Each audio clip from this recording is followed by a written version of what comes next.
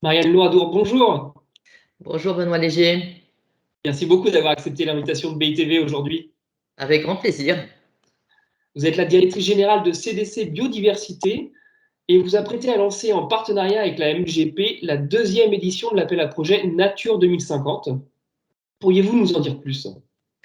Oui, peut-être pour remettre le programme Nature 2050 dans le contexte, rappeler qu'il y a 4 façons de s'engager pour une des actions de biodiversité positive. Il y a la façon de la conformité, hein, en suivant la loi par la compensation environnementale, lorsque on a un programme qui porte atteinte à des espèces protégées. Et donc, depuis 1976, cette loi, reprise par la loi de 2016, demande une séquence éviter d'atteindre les espèces protégées, réduire son impact et, si ce n'est pas possible, les compenser. Donc ça, c'est la loi et c'est la conformité.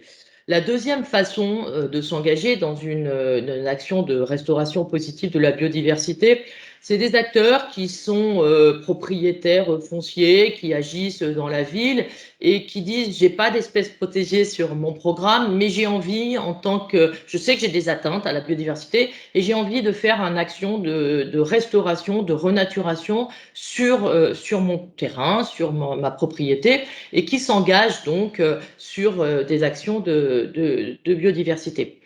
Et puis, il y a ceux qui disent: j'ai une activité qui est internationale, qui est très importante, et ce que je voudrais, c'est mesurer. Et donc, on a le Global Biodiversity Score qui permet à ces entreprises de mesurer pour ensuite définir une trajectoire.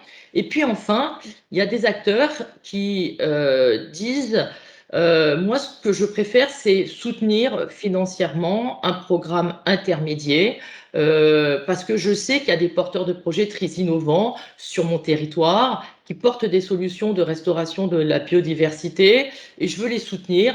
Et dans ces cas-là, CDC Biodiversité propose un programme qui s'appelle Nature 2050 et qui permet à des acteurs économiques, à des collectivités locales de s'engager financièrement sur ce type de programme et sur ce type d'action.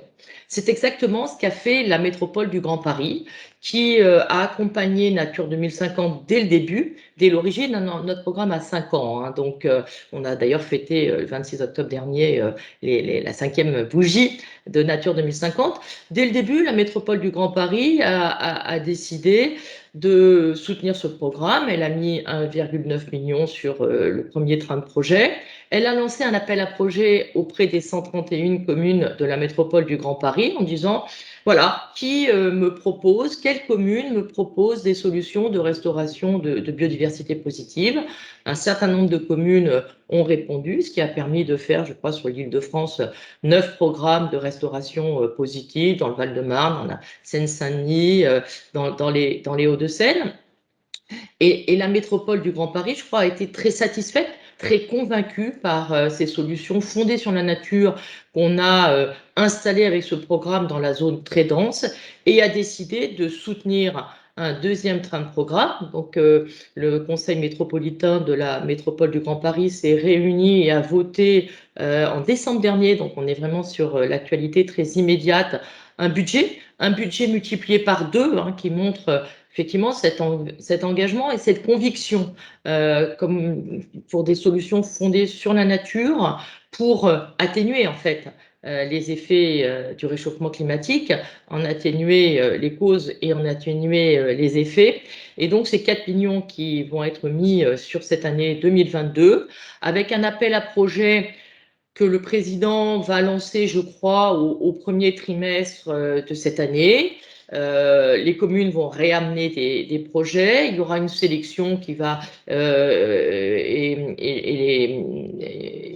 une publication des projets qui va se situer après, à la fin de l'été ou au troisième trimestre de l'année. Et puis, on lancera toutes ces actions sur des trames vertes, sur des trames bleues, de restauration de biodiversité. Vous avez récemment signé un partenariat avec Sogeprom. Est-ce à dire que les acteurs de la filière se sont emparés du sujet? Cette signature avec Sogeprom illustre bien cette réintroduction par les acteurs économiques de la ville de la biodiversité. Et bien sûr, d'autres promoteurs s'engagent. Je voudrais le dire ici sur votre antenne. On travaille évidemment beaucoup avec ICAD, qui d'ailleurs a introduit aussi cette biodiversité positive dans sa raison d'être et dans une politique RSE très, très affirmée, avec d'ailleurs un baseline sur ces programmes, c'est naturellement chez soi. Et donc, on voit bien comment aujourd'hui les acteurs de la ville, les aménageurs, les promoteurs, les investisseurs fonciers sont en train de s'engager massivement. Et je crois que ça, c'est une très, très bonne nouvelle à l'entrée de cette année 2022. Quels sont selon vous les freins à lever et les leviers à activer encore? Alors, dans les leviers qui existent, donc cette prise de conscience de la société civile est indéniablement la meilleure nouvelle de ce que nous pouvons vivre sur la biodiversité, qui quand même, je le rappelle, a atteint un seuil d'alerte. C'est-à-dire qu'en matière de biodiversité, on a déjà atteint les 1,5 de réchauffement climatique pour le climat. Donc, vraiment, les alertes sont graves et la situation, je le dis sans emphase, est vraiment très préoccupante. Donc le levier, c'est que la société civile en a conscience, s'en empare avec une organisation, des associations, des ONG. Le monde scientifique travaille sur ces sujets, sur les sujets de métrique, sur les sujets de compréhension, sur les sujets de restauration.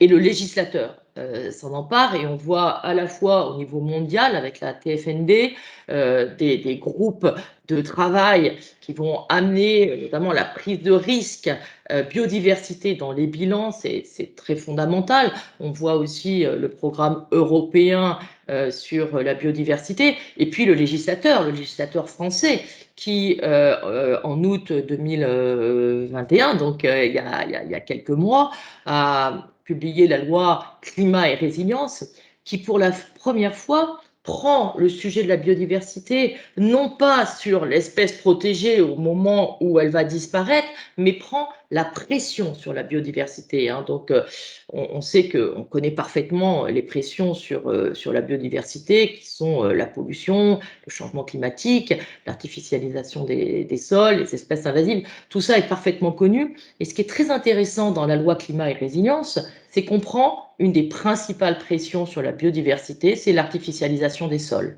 Et donc, on a une mécanique d'ailleurs dans la loi éviter, réduire, compenser l'artificialisation des sols, avec un objectif 2050 zéro artificialisation nette, l'objectif ZAN, 2030 réduction de moitié de l'artificialisation des sols, et dans les 2 ans, adaptation des SCOT et des PLU, donc le sujet devient immédiatement prégnant pour les acteurs de la ville à travers les documents d'urbanisme qui vont intégrer cette logique. Donc, tout ça donne un contexte politique, un contexte institutionnel, un contexte aussi avec l'actualité de la COP 15 qui va se tenir cette année et qui là aussi va apporter beaucoup d'éléments scientifiques, politiques et institutionnels à cette réaction collective et mondiale. Après, les freins, pour répondre complètement à votre question, restent le sujet de la prise en compte des risques de biodiversité dans les modèles économiques et dans les logiques financières. Autant aujourd'hui, les assureurs, les bilans bancaires ont intégré le risque climat, autant pour l'instant, le risque biodiversité n'est pas encore intégré, alors même qu'on sait que la biodiversité représente 40% du PIB mondial et qu'on ne peut pas se passer des apports écosystémiques de la nature. Donc, on a un sujet là, aujourd'hui, de pluguer l'activité économique avec les risques de la biodiversité. Je crois que c'est très, très important. Je crois que c'est le calendrier que nous avons devant nous durant cette année 2022 et bien sûr un calendrier auquel CDC Biodiversité apportera évidemment toutes les contributions possibles. Marianne Loardour, merci beaucoup pour cet éclairage. Eh bien, écoutez, je vous remercie beaucoup pour cette interview. Je vous dis à très bientôt. À très bientôt sur BITV.